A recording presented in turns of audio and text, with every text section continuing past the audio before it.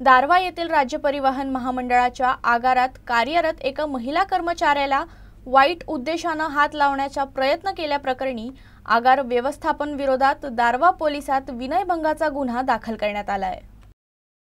नितीन उजवणे असं गुन्हा दाखल करण्यात आलेल्या आगार प्रमुखाचं नाव आहे।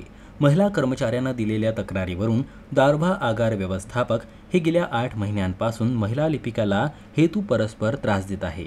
आगारातील कोणतेही कागद काढायचे संबंधित महिला कर्मचाऱ्यांचंच नाव काढत होते। या संदर्भात महिला लिपिक कर्मचाऱ्यानं विचारणा केली असता जोपर्यंत माझ्या म्हणण्याप्रमाणे वागणार नाही तोपर्यंत असाच त्रास सहन करावा लागेल असं तो म्हणत होता। कार्यालयीन दस्त स्वाक्षरीसाठी घेऊन गेले असता वाईट उद्देशानं हात लावण्याचा प्रयत्न करत होता।